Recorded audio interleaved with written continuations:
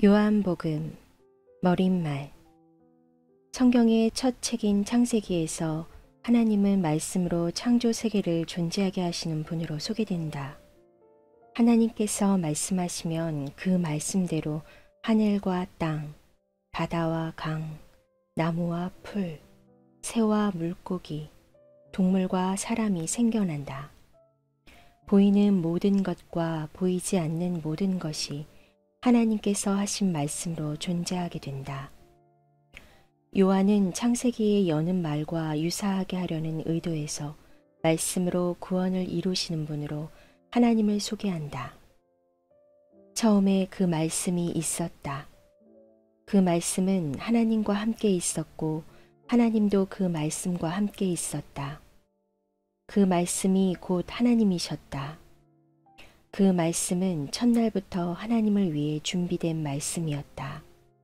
요한복음 1장 1절에서 2절. 이번에는 하나님의 말씀이 예수의 인격 속에서 사람의 모습을 입고 역사 속으로 들어온다. 예수께서 말씀하시면 그 말씀대로 용서와 심판, 치유와 깨달음, 자비와 은혜, 기쁨과 사랑, 자유와 부활이 생겨난다. 망가지고 타락한 모든 것과 죄악되고 병든 모든 것이 하나님께서 하신 말씀으로 구원을 얻는다. 왜냐하면 첫 창조 이후에 어디선가 일이 잘못되었고 그것을 바로잡는 일이 절실히 필요해졌기 때문이다. 바로잡는 일 역시 말씀하심으로 이루어졌다. 구원하시는 하나님의 말씀이 예수의 인격 속에서 나타난 것이다. 이 이야기에서 예수는 하나님의 말씀을 선포하시는 분 정도가 아니다. 그분 자신이 곧 하나님의 말씀이시다. 우리는 이 말씀과 사귀면서 우리의 말이 예상보다 훨씬 중요하다는 것을 깨닫게 된다. 예를 들어 내가 믿습니다 라고 말하는 것이 삶과 죽음을 가르는 표시가 된다. 요한은 이것을 기록한 이유는 예수께서 메시아이시며 하나님의 아들이심을 여러분으로 믿게 하고 그 믿음을 통해 예수께서 친히 계시해 주신 참되고 영원한 생명을 얻게 하려는 것이다 라고 말한다. 예수와 대화할 때 우리의 말에 품위와 무게가 실린다. 그것은 예수께서 구원을 해답으로 강요하시지 않기 때문이다. 그분은 편안한 대화, 친밀하고 인격적인 관계, 자비로운 반응, 뜨거운 기도, 그리고 희생적인 죽음을 통해 구원을 선포하고 존재하게 하신다. 우리는 그 같은 말씀을 무심하게 지나칠 수 없다. 요한복음 1장. 그 말씀이 살과 피가 되어. 처음에 그 말씀이 있었다. 그 말씀은 하나님과 함께 있었고 하나님도 그 말씀과 함께 있었다. 그 말씀이 곧 하나님이셨다. 그 말씀은 첫날부터 하나님을 위해 준비된 말씀이었다. 모든 것이 그분을 통해 창조되었다. 그분 없이 창조된 것은 단 하나도 없었다. 존재할 수 있도록 한 것은 바로 생명이었으니 그 생명은 삶을 유지하는 빛이었다. 그 생명빛이 어둠을 뚫고 타올랐으니 어둠은 그 빛을 끌 수 없었다. 일찍이 한 사람이 있었다. 그의 이름은 요한이었다. 그는 그 생명빛에 이르는 길을 가리켜 보이라고 하나님께서 보내신 사람이었다. 그가 온 것은 어디를 보고 누구를 믿어야 할지를 모든 사람에게 보여주기 위해서였다. 요한 자신은 그 빛이 아니었다. 그는 그 빛에 이르는 길을 보여주려고 온 사람이었다. 그 생명빛은 참된 빛이었다. 그분은 생명에 들어가는 사람 누구나 그 빛 속으로 데려가신다. 그분이 세상에 계셨고 세상이 그분을 통해 존재했지만 세상은 그분을 알아보지 못했다. 그분이 자기 백성에게 오셨지만 그들은 그분을 원치 않았다. 그러나 그분을 원했던 이들, 그분이 스스로 말씀하신 그분이며 말씀하신 대로 행하실 분이라고 믿은 이들은 누구나 그들의 참된 자, 곧 하나님의 자녀가 되게 해주셨다. 이들은 피로 난 자도 아니고 육체로 난 자도 아니며 성관계로 난 자도 아닌 하나님에게서 난 사람들이다. 그 말씀이 살과 피가 되어 우리가 사는 곳에 오셨다. 우리는 그 영광을 두 눈으로 보았다. 단 한 번뿐인 그 영광은 아버지 같고 아들 같아서 안팎으로 두루 충만하고 처음부터 끝까지 참된 영광이었다. 요한은 그분을 가리켜 외쳤다. 이분이 바로 그분이시다. 내가 전에 내 뒤에 오시지만 사실은 나보다 앞서 계신 분이라고 말한 것은 바로 이분을 두고 한 말이다. 그분은 언제나 나보다 먼저 계신 분, 늘 먼저 말씀하신 분이기 때문이다. 우리 모두는 그분의 충만한 은혜, 끊임없이 베푸시는 선물의 의지에 살아간다. 우리가 기본적인 것은 모세에게서 받았지만 이 풍성한 주고받음, 이 끝없는 암과 깨달음, 이 모든 것은 메시아 예수를 통해 받았다. 이제까지 하나님을 본 사람, 어렴풋하게라도 그분을 본 사람은 없었다. 아버지의 심장에 계신 분, 단 하나뿐인 하나님의 모습이신 그분께서 하나님을 대낮처럼 분명하게 드러내 보이셨다. 광야에서 외치는 소리. 예루살렘의 유대인들이 제사장과 관리들을 요한에게 보내어 그가 누구인지 물어보았을 때 요한은 아무것도 숨기지 않았다. 그는 그 질문을 얼버무려 넘기지 않고 사실 그대로 말했다. 나는 메시아가 아니다. 그들이 다그쳐 물었다. 그렇다면 누구란 말이오? 엘리야요? 아니다. 예언자요? 아니다. 그들은 화를 내며 말했다. 그렇다면 누구란 말이오? 우리를 보낸 이들에게 전해줄 답변이 필요하오. 무엇이라도 좋으니 당신 자신에 대해 좀 알려주시오. 나는 하나님을 위해 길을 곧게 하라고 광야에서 외치는 소리다. 나는 예언자 이사야가 선포한 일을 행하는 것이다. 요한에게 질문한 사람들은 바리새인들이 보낸 이들이었다. 이제 그들은 자신들이 궁금해하던 질문을 던졌다. 당신이 메시아도 아니고 엘리야도 아니고 예언자도 아니라면 세례는 왜 주는 겁니까? 요한이 대답했다. 나는 물로 세례를 줄 뿐이다. 그러나 너희 가운데 너희가 알아보지 못하는 한 분이 서 계신다. 그분은 내 뒤에 오시지만 내 다음 가는 분이 아니시다. 나는 그분의 겉옷을 들고 있을 자격조차 없는 사람이다. 이것은 요한이 세례를 주던 요단강 건너편 베다니에서 나눈 대화였다. 하나님을 계시하시는 분. 이튿날 요한은 예수께서 자기에게 오시는 것을 보고 큰 소리로 말했다. 이분이 하나님의 유월절 어린 양이시다. 세상 죄를 용서하시는 분이다. 내가 전에 내 뒤에 오시지만 사실은 나보다 앞서 계신 분이라고 말하니가 바로 이분이다. 나는 이분이 누구신지 전혀 알지 못했다. 내가 아는 것은 이분이 하나님을 계시하시는 분이심을 알아보도록 이스라엘을 준비시키는 것이 내 임무라는 것뿐이었다. 그래서 내가 여기에 와서 물로 세례를 주는 것이다. 너희를 말끔히 씻기고 너희 삶에서 죄를 씻어내어 너희로 하여금 하나님과 함께 새 출발을 하게 하려는 것이다. 요한은 자신의 증언을 이 말로 매듭지었다. 나는 성령께서 비둘기처럼 하늘에서 내려와 이분 안에 편히 머무시는 것을 보았다.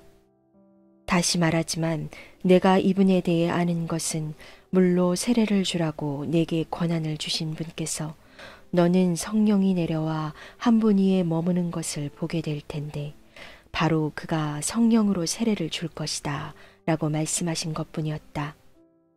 나는 정확하게 그 일이 일어나는 것을 보았고 그래서 너희에게 말하는 것이다. 이분이 하나님의 아들이신 것에는 조금도 의심의 여지가 없다. 와서 직접 보아라. 이튿날 요한이 두 제자와 함께 자기 일터에 있다가 예수께서 근처를 지나가시는 것을 보고 말했다. 하나님의 유월절 어린 양이시다. 두 제자는 요한의 말을 듣고 예수를 따라갔다. 예수께서 고개를 돌려 그들을 보시고 말씀하셨다. 무엇을 찾느냐? 그들이 말했다. 랍비님, 어디에 묵고 계십니까? 예수께서 대답하셨다. 와서 직접 보아라. 그들은 가서 예수께서 지내시는 곳을 보았고 그날을 그분과 함께 지냈다. 늦은 오후에 일어난 일이었다. 요한의 증언을 듣고 예수를 따라간 두 사람 중 하나는 시몬 베드로의 동생 안드레였다. 그가 예수께서 지내시는 곳을 확인하고 나서 맨 먼저 한 일은 자기 형 시몬을 찾아가 우리가 메시아를 만났다고 알린 것이었다. 그는 즉시 시몬을 예수께로 인도했다. 예수께서 시몬을 쳐다보시고 말씀하셨다. 너는 요한의 아들 시몬이 아니냐? 이제부터 내 이름은 게바다. 게바는 베드로 곧 바위라는 뜻이다. 이튿날 예수께서 갈릴리에 가기로 하셨다. 예수께서 갈릴리에 도착해 빌립과 마주치셨다. 예수께서 말씀하셨다. 가자, 나를 따라오너라. 빌립의 고향은 베세다였다. 그곳은 안드레와 베드로의 고향이기도 했다. 빌립이 가서 나다나엘을 만나 이렇게 말했다. 모세가 율법에 기록하고 예언자들이 전해준 그분을 우리가 만났습니다. 그분은 요셉의 아들 예수라는 분인데 나사렛에서 오셨어요. 나다나엘이 말했다. 나사렛이라고요? 설마 농담이겠지요. 그러나 빌립은 이렇게 말했다. 와서 직접 보세요. 예수께서 나다나엘이 오는 것을 보시고 말씀하셨다. 저 사람은 참된 이스라엘 사람이다. 그에게는 거짓된 구석이 하나도 없다. 나다나엘이 말했다. 어떻게 그런 생각을 하셨습니까? 저를 모르시지 않습니까? 예수께서 대답하셨다. 빌립이 너를 이곳으로 부르기 오래전에 내가 무화과나무 아래 있는 것을 보았다. 나다나엘이 큰 소리로 말했다. 랍비님, 선생님은 하나님의 아들이시며 이스라엘의 왕이십니다. 예수께서 말씀하셨다. 내가 무화과나무 아래 앉아 있는 것을 내가 보았다고 해서 믿는 것이냐? 그것은 아무것도 아니다. 이 일이 끝나기 전에 너희는 하늘이 열리고 하나님의 천사들이 인자 위에 오르내리는 것을 보게 될 것이다. 2장 물로 포도주를 만드시다. 사흘 후에 갈릴리 가나 마을에서 결혼식이 있었다. 예수의 어머니가 그곳에 있었고 예수와 제자들도 거기에 손님으로 있었다. 결혼잔치에 포도주가 떨어져 가자 예수의 어머니가 예수께 말했다. 포도주가 거의 바닥났구나. 예수께서 말씀하셨다.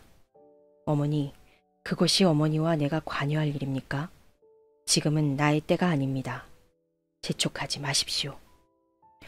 예수의 어머니가 지체 없이 종들에게 말했다. 그가 시키는 대로 무엇이든 하여라. 거기에는 유대인들이 정결 예식에 쓰는 물 항아리가 6개 놓여 있었다. 항아리는 각각 75에서 110리터 정도가 들어가는 크기였다.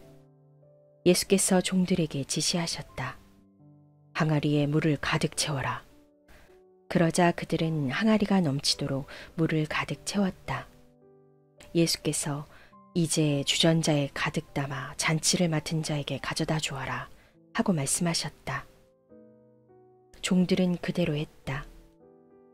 잔치를 맡은 자가 물이 변하여 된 포도주를 맛보고서 큰 소리로 신랑을 불러 말했다. 그는 방금 무슨 일이 일어났는지 몰랐지만 종들은 알고 있었다. 내가 알기로는 누구나 처음에 가장 맛 좋은 포도주를 내놓다가 손님들이 잔뜩 마신 뒤에는 싸구려를 내놓는데 그대는 지금까지 가장 좋은 포도주를 남겨두었구려. 갈릴리 가나에서 행하신 이 일은 예수께서 보여주신 첫 번째 표적이었고 처음으로 자신의 영광을 나타내신 것이었다. 그분의 제자들이 예수를 믿게 되었다. 이 일이 있고 나서 예수께서는 어머니와 형제와 제자들과 함께 가버나움으로 내려가 며칠을 지내셨다. 성전을 깨끗하게 하시다. 유대인들이 매년 봄에 지키는 유월절이 막 시작될 무렵 예수께서 예루살렘으로 올라가셨다. 예수께서는 성전이 소와 양과 비둘기를 파는 사람들로 북적대는 것을 보셨다. 고리대금 업자들도 거기서 마음껏 활개를 치고 있었다. 예수께서 가죽끈으로 채찍을 만들어서 그들을 성전에서 쫓아내셨다. 양과 소를 몰아내고 동전을 사방으로 흩어버리시며 고리대금 업자들의 가판대를 뒤엎으셨다. 예수께서 비둘기 상인들에게 이렇게 말씀하셨다. 여기에서 너희 물건을 치워라. 내 아버지 집을 쇼핑몰로 만드는 짓은 그만두어라. 그 순간 제자들은 당신의 집을 향한 열심이 나를 삼킵니다. 라고 한 성경 말씀을 기억했다. 그러나 유대인들은 불쾌한 마음에 이렇게 물었다. 당신이 하는 일이 옳다고 입증해 줄 신임장을 제시할 수 있겠소? 예수께서 대답하셨다. 이 성전을 헐어라. 그러면 내가 사흘 만에 다시 짓겠다. 그들은 분개하며 말했다. 이 성전을 짓는데 46년이 걸렸는데 당신이 사흘 만에 다시 짓겠다는 거요? 그러나 예수께서 성전이라고 하신 것은 자신의 몸을 두고 하신 말씀이었다. 나중에 예수께서 죽은 자들 가운데서 살아나신 뒤에야 제자들은 그분이 그렇게 말씀하신 것을 기억해냈다. 그때에야 제자들은 비로소 올바른 결론을 내릴 수 있었다. 성경에 기록된 말씀과 예수께서 하신 말씀을 모두 믿게 된 것이다. 예수께서 예루살렘에 계시는 유월절 기간 동안 많은 사람들이 그분이 나타내시는 표적을 보았다. 그리고 그 표적이 하나님을 가리킨다는 것을 알고는 자신들의 삶을 예수께 맡겼다. 그러나 예수께서는 자신의 삶을 그들에게 맡기지 않으셨다. 예수께서는 그들을 속속들이 아셨고 그들이 신뢰할 수 없는 사람들인 것도 알고 계셨다. 예수께서는 아무런 도움 없이도 그들을 훤히 꿰뚫어 보고 계셨던 것이다. 3장 니고데모와의 대화. 바리새파 사람 가운데 니고데모라는 사람이 있었다. 그는 유대인들 사이에서 유력한 지도자였다. 하루는 그가 밤늦게 예수를 찾아와서 말했다. 라삐님, 우리 모두는 선생님이 하나님께로부터 직접 오신 분이라는 것을 알고 있습니다. 하나님이 관여하지 않으시면 아무도 선생님이 하시는 일, 곧 하나님을 가리켜 보이고 하나님을 계시하는 일을 할 수 없습니다. 예수께서 말씀하셨다. 내 말이 정말 맞다. 내가 하는 말을 믿어라. 사람이 위로부터 태어나지 않으면 내가 가리키는 하나님 나라를 볼 수 없다. 니고데모가 말했다. 이미 태어나서 다 자란 사람이 어떻게 다시 태어날 수 있겠습니까? 어머니 배에 들어가서 다시 태어날 수는 없습니다. 위로부터 태어난다고 하신 말씀이 도대체 무슨 뜻입니까? 예수께서 말씀하셨다. 너는 귀 기울여 듣지 않는구나. 다시 말해주겠다. 사람은 누구나 근본적인 창조 과정을 거쳐야 한다. 태초에 수면 위를 운행하시던 성령을 통한 창조, 보이는 세계를 움직이는 보이지 않는 세계, 새로운 생명으로 들어가게 이끄는 세례, 이 과정들이 없으면 하나님 나라에 들어갈 수 없다. 아기를 예로 들어 설명하겠다. 태어난 아기는 다만 네가 볼 수 있고 만질 수 있는 몸만 가지고 있을 뿐이다. 그러나 그 몸 안에 형성되는 인격은 네가 절대 볼 수 없고 만질 수도 없는 것으로 빚어져 살아있는 영이 되는 것이다. 바로 이러한 과정을 말하는 것이다.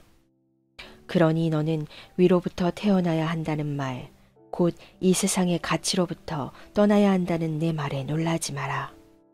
너는 바람이 부는 방향을 예측할 수 없다는 것을 잘 알 것이다.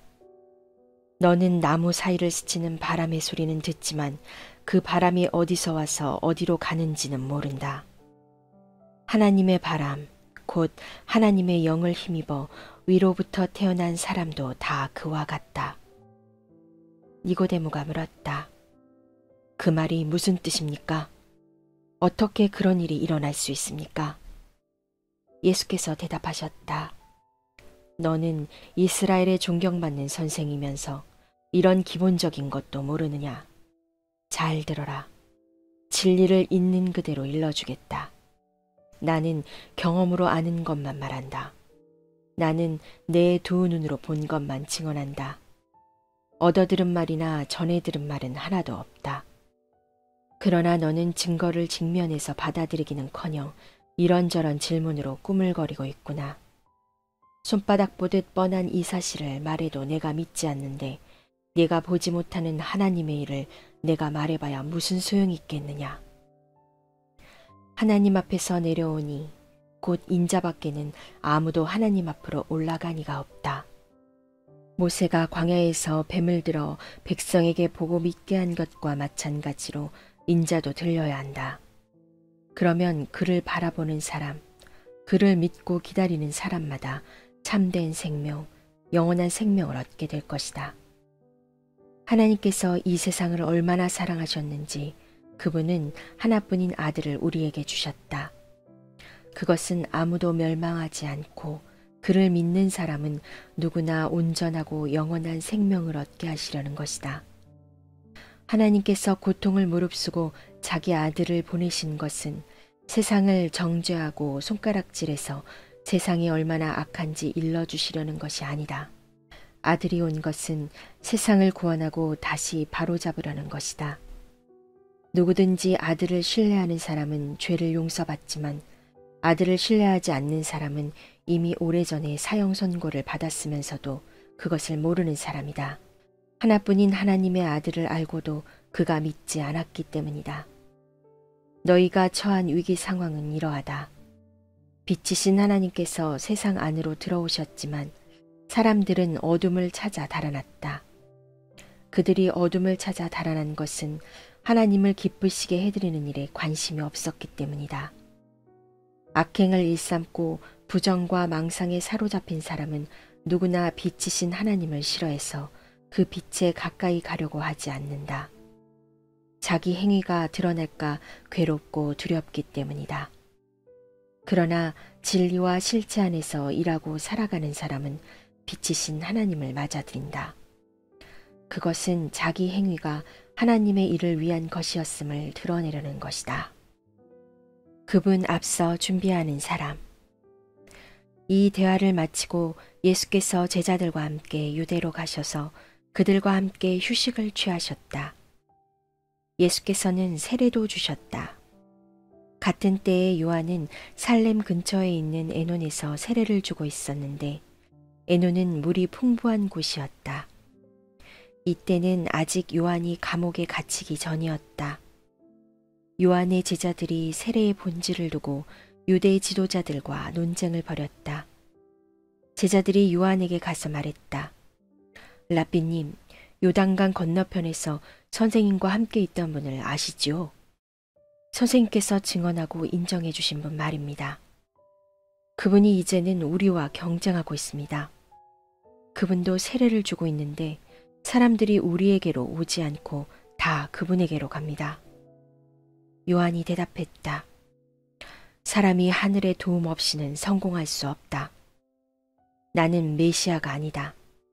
나는 그분보다 앞서 보냄받아서 그분을 준비하는 사람에 불과하다. 내가 이것을 공개적으로 말할 때에 너희도 그 자리에 나와 함께 있었다. 신부를 얻는 이는 당연히 신랑이다. 그리고 들러리가 되어 신랑 곁에서 그가 하는 말을 모두 듣는 신랑의 친구는 참으로 행복하다. 내가 바로 그 사람이다. 이제 결혼식이 끝나고 행복한 결혼 생활이 시작될 것을 잘 아는 신랑의 친구가 어떻게 질투할 수 있겠느냐. 그래서 내 잔이 넘쳐 흐르는 것이다. 지금은 그분이 중앙무대로 나오시고 나는 가장자리로 비켜나가야 할 순간이다. 위로부터 오시는 그분이야말로 하나님께서 보내신 다른 어떤 심부름꾼보다 뛰어나신 분이다. 땅에서 난 자는 땅에 매어서 땅의 언어로 말하지만 하늘에서 나신 분은 우리와 차원이 다르다. 그분은 하늘에서 직접 보고 들은 것을 증거로 제시하신다. 하지만 아무도 그 같은 사실에 관심을 두지 않는다. 그러나 그 증거를 면밀히 살펴보는 사람은 하나님이 곧 진리라는 사실에 자기 목숨을 걸게 된다. 하나님께서 보내신 그분은 하나님의 말씀을 전한다. 하나님께서 성령을 조금씩 나누어 주신다고 생각하지 마라. 아버지는 아들을 한량없이 사랑하신다. 아버지는 아들에게 모든 것을 맡기셔서 아들로 하여금 그 선물을 아낌없이 나눠주게 하셨다. 그래서 아들을 받아들이고 신뢰하는 사람은 누구나 그 모든 것, 곧 온전하고 영원한 생명에 참여하게 된다. 어둠 속에 있어 아들을 신뢰하지 않고 외면하는 사람이 생명을 보지 못하는 것도 그 때문이다. 그가 하나님에 대해 경험하는 것이라고는 온통 어둠, 지독한 어둠뿐이다. 4장 우물가의 여인. 예수께서 바리새인들이 자신과 요한이 세례를 준 횟수를 세고 있다는 것을 아셨다. 실제로 세례를 준 것은 예수가 아니라 그분의 제자들이었다. 바리새인들은 예수가 앞섰다고 점수를 발표하여 그분과 요한이 경쟁하는 것으로 사람들의 눈에 보이게 했다. 그래서 예수께서 유대를 떠나 다시 갈릴리로 가셨다. 갈릴리로 가려면 사마리아를 가로질러 가야 했다. 예수께서 사마리아의 수가라 하는 마을에 이르셨다. 수가는 야곱이 자기 아들 요셉에게 준 땅과 맞닿아 있었는데 야곱의 우물이 아직 거기 있었다. 여행으로 지친 예수께서 우물가에 앉으셨다. 때는 정오 무렵이었다. 한 사마리아 여자가 물을 기르러 나왔다. 예수께서 그 여자에게 말씀하셨다. 나에게 물 한 모금 줄 수 있겠느냐? 제자들은 점심거리를 사러 마을에 가고 없었다. 사마리아 여자가 당황해하며 물었다. 당신은 유대인이면서 어떻게 사마리아 여자인 나에게 물을 달라고 하십니까? 당시의 유대인들은 사마리아 사람들과 절대로 말을 나누려 하지 않았다. 예수께서 대답하셨다. 네가 하나님의 후하심을 알고 내가 누구인지 알았더라면 내게 마실 물을 달라고 했을 것이고 나는 네게 시원한 생수를 주었을 것이다. 그러자 여자가 말했다. 선생님, 선생님께는 물 길는 두레박도 없고 또 이 우물은 깊습니다. 그런데 어떻게 생수를 주시겠다는 말입니까? 선생님이 우리 조상 야곱보다 더 뛰어난 분이라는 말입니까? 그는 이 우물을 파서 자신은 물론이고 자기 아들들과 가축까지 이 물에서 마시게 했고 우리에게 물려주기까지 했습니다. 예수께서 말씀하셨다. 이 물을 마시는 사람은 누구나 다시 목마를 것이다. 그러나 내가 주는 물을 마시는 사람은 다시는 목마르지 않을 것이다. 내가 주는 물은 그 사람 속에서 솟구쳐 오르는 영원한 생명의 샘이 될 것이다. 여자가 말했다. 선생님, 내게 그 물을 주셔서 내가 다시는 목마르지 않게 해주시고 이 우물을 다시 찾는 일이 없게 해주십시오. 예수께서 말씀하셨다. 가서 네 남편을 불러서 다시 오너라. 나는 남편이 없습니다. 하고 여자가 대답했다. 남편이 없다고 한 내 말이 맞다. 너는 남편이 5이나 있었고 지금 함께 사는 남자도 네 남편이 아니다. 그러니 네 말이 맞다. 이제 보니 선생님은 예언자이십니다. 그렇다면 이것을 좀 말해 주십시오. 우리 조상들은 이 산에서 하나님께 예배드렸습니다. 하지만 선생님 같은 유대인들은 예루살렘이 유일한 예배 장소라고 주장합니다. 그렇지요? 여자여, 내 말을 믿어라. 너희 사마리아 사람들이 이 산도 아니고 예루살렘도 아닌 곳에서 아버지께 예배드릴 때가 온다. 너희는 어둠 속에서 확신 없는 예배를 드리지만 우리 유대인들은 밝은 대낮에 확신에 가득 찬 예배를 드린다. 하나님의 구원의 길은 유대인들을 통해 열린다. 그러나 너희가 어떤 이름으로 불리고 어디서 예배드리는지는 중요하지 않게 될 때가 온다. 사실은 그때가 이미 왔다. 하나님 앞에서 중요한 것은 너희가 어떤 사람이며 어떻게 사느냐 하는 것이다. 너희가 드리는 예배는 너희 영으로 진리를 추구하는 예배여야 한다. 아버지께서는 바로 그런 사람, 곧 그분 앞에 단순하고 정직하게 있는 모습 그대로 예배드리는 사람들을 찾으신다. 하나님은 순전한 존재 그 자체, 곧 영이시다. 그러므로 하나님께 예배드리는 사람은 자신의 존재와 자신의 영과 자신의 참된 마음으로 예배드려야 한다. 여자가 말했다. 그것은 잘 모르겠습니다만 메시아가 오시는 것은 압니다. 그분이 오시면 이 모든 것의 전말을 알게 되겠죠. 예수께서 말씀하셨다. 내가 바로 그다. 너는 더 이상 기다리거나 찾지 않아도 된다. 바로 그때 제자들이 돌아왔다. 제자들은 크게 놀랐다. 예수께서 그런 여자와 이야기를 나누리라고는 생각지도 못했기 때문이다. 제자들 가운데 아무도 자신의 생각을 말하지 않았지만 그들의 얼굴에 다 드러나 있었다. 여자는 눈치를 채고 자리를 떴다. 어찌나 당황했던지 물동이까지 두고 갔다. 여자는 마을로 돌아가서 사람들에게 말했다. 내가 한 일을 다 알고 있는 사람이 있습니다. 와보세요. 그분은 나를 속속들이 아십니다. 혹시 그분이 메시아가 아닐까요? 그래서 그들은 예수를 직접 보러 나갔다. 추수할 때가 되었다. 그 사이에 제자들이 예수께 음식을 권했다. 랍비님, 드십시오. 앉으시겠습니까? 예수께서 제자들에게 말씀하셨다. 나에게는 너희가 알지 못하는 음식이 있다. 제자들은 누가 그분께 먹을 것을 가져다 드리기라도 한 걸까? 하고 어리둥절해했다. 예수께서 말씀하셨다. 나를 살게 하는 음식은 나를 보내신 분의 뜻을 행하고 그분이 시작하신 일을 마무리 짓는 것이다. 지금 너희가 주위를 둘러본다면 넉 달쯤 지나야 추수할 때가 되겠다고 말하지 않겠느냐? 내가 너희에게 말한다. 눈을 떠서 눈앞에 무엇이 있는지 똑똑히 보아라. 이 사마리아 밭들은 곡식이 무르익었다. 추수할 때가 된 것이다. 추수하는 사람은 기다리는 법이 없다.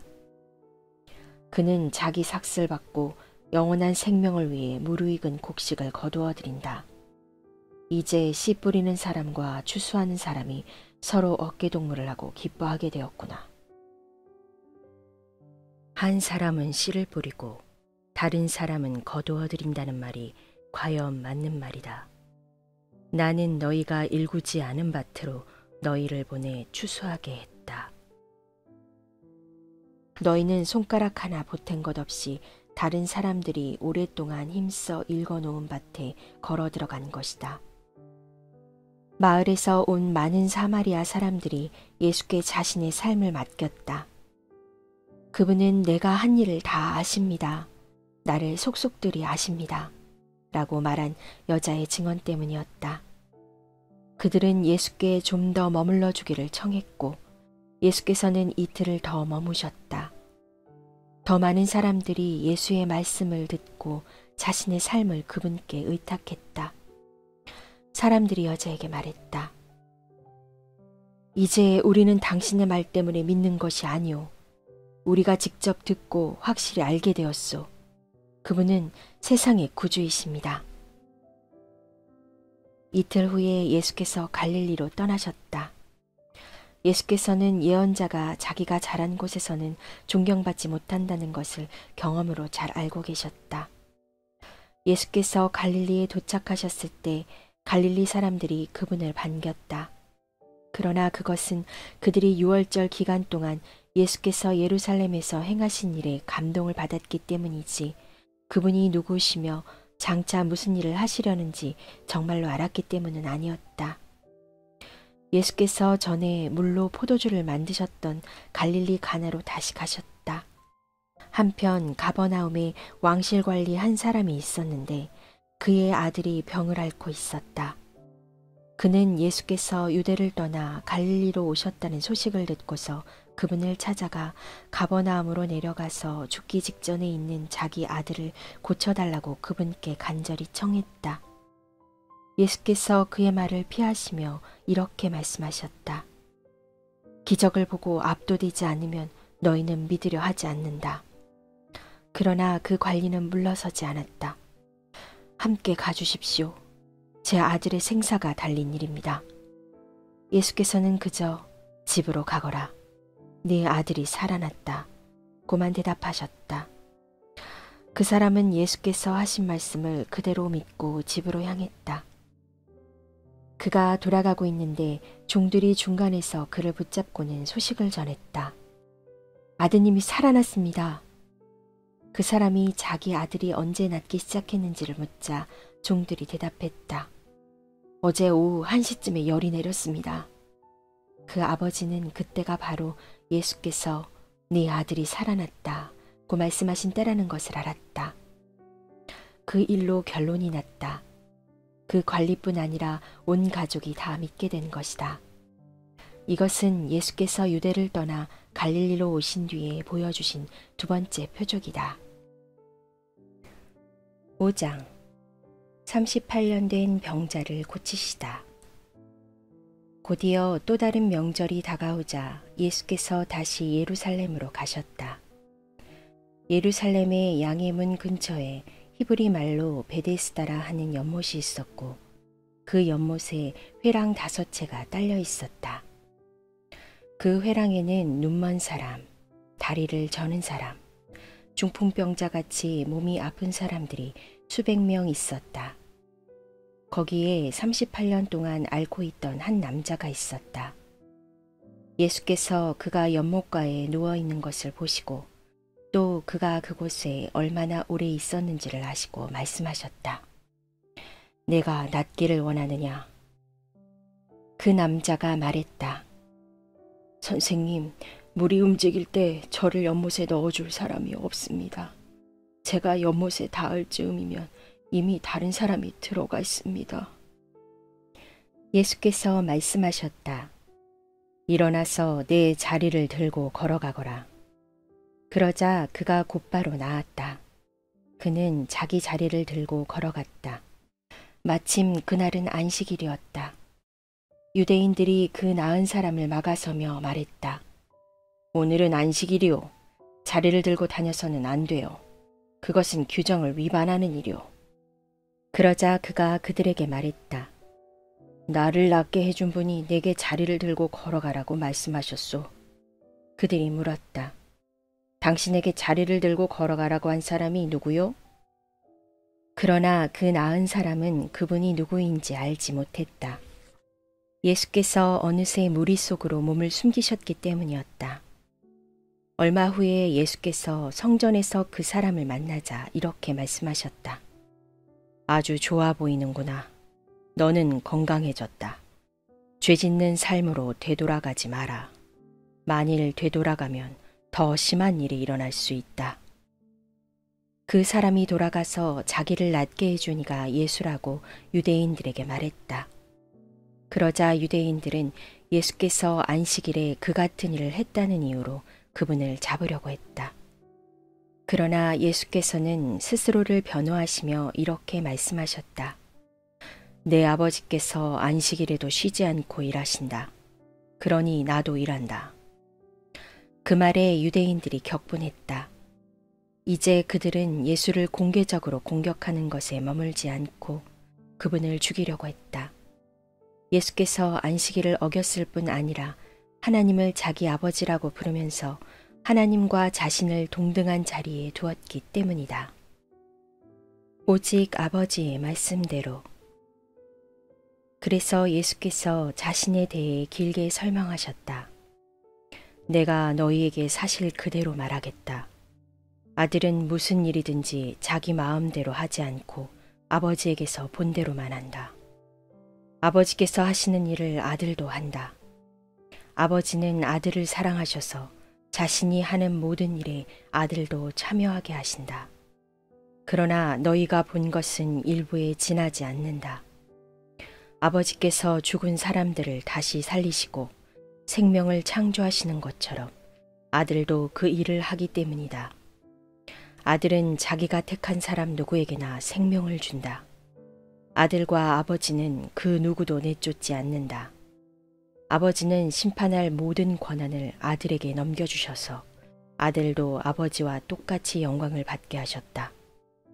아들에게 영광을 돌리지 않는 사람은 아버지께도 영광을 돌리지 않는 것이다. 아들을 영광의 자리에 앉히신 것이 아버지의 결정이기 때문이다. 너희가 반드시 귀 기울여 들어야 할 말이 있다. 누구든지 지금 내가 하는 말을 믿고 나에게 책임을 맡기신 아버지와 한편에 서는 사람은 지금 이 순간 참되고 영원한 생명을 얻고 더 이상 정죄받지 않는다. 그는 죽은 사람의 세계에서 산 사람의 세계로 과감히 옮겨온 것이다. 너희가 반드시 알아두어야 할 것이 있다. 죽은 자들이 하나님 아들의 음성을 듣고 살아날 때가 왔다. 지금이 바로 그때다. 아버지 안에 생명이 있는 것처럼 아버지께서는 아들 안에도 생명을 주셨다. 또한 아버지께서는 그가 인자이기 때문에 그에게 심판의 문제를 결정하고 시행할 권한을 주셨다. 이 모든 말에 그렇게 놀랄 것 없다. 죽어서 땅에 묻힌 모든 사람들이 그의 음성을 들을 때가 온다. 바른 길을 따라서 산 사람들은 부활 생명으로 들어가고 그릇된 길을 따라서 산 사람들은 부활 심판으로 들어갈 것이다. 나는 단 하나도 내 마음대로 할 수 없다. 나는 먼저 귀 기울여 듣고 그런 다음 결정할 뿐이다. 너희는 내 결정을 신뢰해도 좋다. 내가 내 마음대로 하지 않고 오직 지시받은 대로 하기 때문이다. 내가 내 자신을 위해 말한다면 그 증언은 헛될 뿐 아니라 나의 이익을 위한 것이 되고 말 것이다. 그러나 나를 증언해 주시는 분은 따로 계신다. 그분은 모든 증인 가운데 가장 믿을 만한 증인이시다. 게다가 너희 모두는 요한을 보았고 그의 말을 들었다. 그가 나에 관해 전문적이고 믿을 만한 증언을 해주지 않았느냐? 그러나 내가 너희의 지지를 얻으려고 하거나 한낱 사람의 증언에 호소하려는 것은 아니다. 내가 이렇게 말하는 것은 너희로 구원을 얻게 하려는 것이다. 요한은 밝게 타오르는 횃불이었고 너희는 한동안 그의 밝은 빛 속에서 기쁘게 춤을 추었다. 그러나 참으로 나를 증거하는 증언, 요한의 증언보다 훨씬 뛰어난 증언이 있다. 아버지께서 나에게 이루라고 맡겨주신 일이 바로 그것이다. 내가 이루려고 하는 이 일이 아버지께서 실제로 나를 보내셨다는 것을 증언해 준다. 또한 나를 보내신 아버지께서도 나를 증언해 주셨다. 그러나 너희는 이 점을 놓치고 말았다. 너희는 그분의 음성을 들은 적도 없고 그분의 모습을 뵌 적도 없다. 너희의 기억 속에 그분의 메시지가 하나도 남아있지 않은 것은 너희가 그분의 심부름꾼을 진정으로 받아들이지 않았기 때문이다. 너희는 영원한 생명을 얻을 수 있으리라는 생각에 늘 성경에 파묻혀 지는다. 그러나 너희는 나무를 보느라 숲을 놓치고 있다. 이 성경 전체가 나에 관해 기록된 것이다. 그런데 내가 너희 앞에 이렇게 서 있는데도 너희는 생명을 원한다고 하면서 정작 나에게서 그 생명을 받으려고 하지 않는다. 나는 사람들의 인정을 받는 데는 관심이 없다.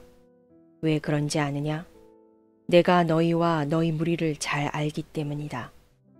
나는 너희의 행사 일정에 사랑이 없다는 것을, 무엇보다 하나님의 사랑이 없다는 것을 안다. 내가 내 아버지의 권한을 가지고 왔으나 너희는 나를 쫓아내거나 피하기만 한다.